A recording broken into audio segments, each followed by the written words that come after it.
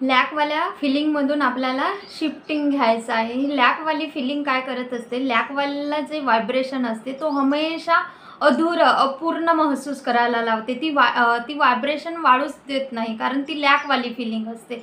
लॅकवाली feeling आपल्याला daily प्रमाणामध्ये लॅक जर तुम्ही फिलिंग करत असाल, महसूस करत असणार, तर तुमचे व्हायब्रेशन ऑटोमॅटिकली लो मध्ये जातात आणि कुठलेही मॅनिफेस्टेशन हे होत नाही। कोणत्याही व्यक्तीवर किंवा कोणत्याही परिस्थितीवर तुम्ही जर डिपेंड राहत असाल तर हे लॅकवाली व्हायब्रेशन कधीच तुम्हाला संपूर्ण कंप्लीट नाही होऊ देत।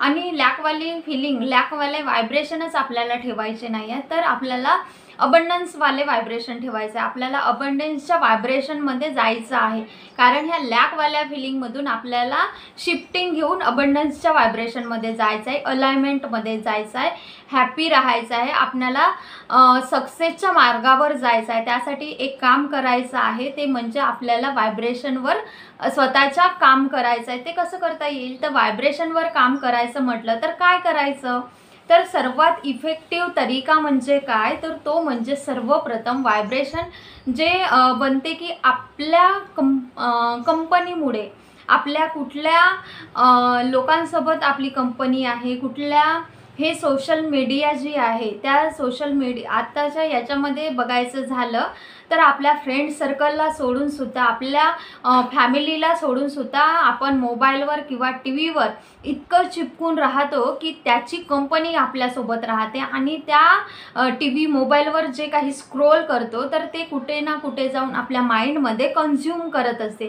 तर ह्या कंपनीतून आपल्याला बाहेर जायचं आहे, म्हणजेच पॉझिटिव्ह जे आहे तेच कन्झ्युम करायचं, ना की निगेटिव्ह जे काय आहे। टी व्ही सिरियल काही लोक बघतात तर एखादी तास किंवा अर्ध्या घंट्यासाठी बघतात, मनोरंजनासाठी बघतात, पण त्याचा इफेक्ट कुठे पडत आहे, तुम्ही जे बघता, जे बोलता, तर तेच तुमच्या लाईफवर इफेक्ट करत आहे। जे ऐकता तर त्याचा 21 दिवस जर तुम्ही ते निगेटिव्हवाले सिरियल्स, निगेटिव्हवाल्या गोष्टी जर तुम्ही बघितलेत ना आणि त्याच्यावर जर फोकस केले तर ते कुठे जाऊन मॅनिफेस्ट होत आहे, तर तुमच्या लाईफमध्ये येऊन ते कारण तुम्ही हे subconscious mind any time work करत आहे आणि ते कन्झ्युम करून घेत आहे, तर त्याचं इम्पॅक्ट कुठे तुमच्या जीवनावर पडत आहे, परिस्थितीवर पडत आहे। तर मोस्ट इम्पॉर्टंट काय आहे की तुमची कंपनी कशी आहे, तुम्ही कोणासोबत राहत आहात। पहिल्याच्या काळामध्ये ह्या गोष्टी नव्हत्या, तर सर्वजण एकमेकांना बसून जे काही प्रॉब्लेम राहायचा त्याला सोल्युशन काढायचे आणि त्याच्यावर चर्चा करून हॅपीनेसमध्ये जगायचे, तर एवढे प्रॉब्लेम्स होत नव्हते। पण आता टी व्ही, मोबाईल हे सर्व त्याच्यासोबत कंपनी आपण बनवून ठेवतो आणि त्याच्यावरती स्क्रोल करत वाईट गोष्टींकडे वळत जातो, त्यामुळे आपले व्हायब्रेशन पुन्हा लोमध्ये जातात। तर आपल्याला काय इम्पॉर्टंट आहे, असे कंटेंट बघायचे नाही की जे आपले व्हायब्रेशन लो करतील, असे कंटेंट बघायचे की आपल्याला फक्त पॉझिटिव्हिटी, सेल्फ टॉक पॉझिटिव्हिटीने होईल, अशा मित्रांसोबतही बसायचं नाही आहे जे सक्सेसच्या मार्गावरून काढून वाईट मार्गावर नेत आहे। ह्या गोष्टीसुद्धा बंद करायच्या आहेत। आपल्या फॅमिलीतून कोणी जर आपल्याला सपोर्ट सक्सेससाठी करत नाही आहे तर त्यामधून सुद्धा आपल्याला फिजिकली त्यांच्यासोबत राहायचं आहे, पण मेंटली त्यांच्यासोबत डिस्टर्ब होऊन पूर्णपणे तुम्हाला फोकस आपल्या व्हायब्रेशनवर करायचं आहे, कारण सक्सेस तुमच्या लाईफमध्ये इतकं इम्पॉर्टंट आहे की खूप जास्त। प्रत्येकच फॅमिली सक्सेसच्या मार्गावर नेते असं नाही आहे, तर ज्यांचं जे पॅशन आहे ते निवडा आणि फॅमिलीला समजावून सांगा, तेव्हा कुठे तुम्हाला फॅमिली सपोर्ट करणार। आणि प्रत्येक याच्यामध्ये लॅकवाली फिलिंग ठेवू नका, तर आपल्याला प्रत्येक याच्यामध्ये माझी फॅमिली मला सपोर्ट करत आहे, माझी फॅमिली मी जे सांगते ते चांगल्या पद्धतीने समजून घेतात आणि मला सपोर्ट करतात, असं जेव्हा तुम्ही सेल्फ टॉकमध्ये करता तर ते नक्कीच समजून घेतात आणि करतात। आणि प्रत्येक याच्यातून लॅकवाल्या फिलिंगमधून निघून, जलसीमधून निघून, गॉसिपमधून निघायचं आहे। ते लॅकवाली फिलिंग आहे आणि तुमचे व्हायब्रेशन लो करत आहे, तर यासाठी सर्वात मोस्ट इम्पॉर्टंट आहे तुमची कंपनी।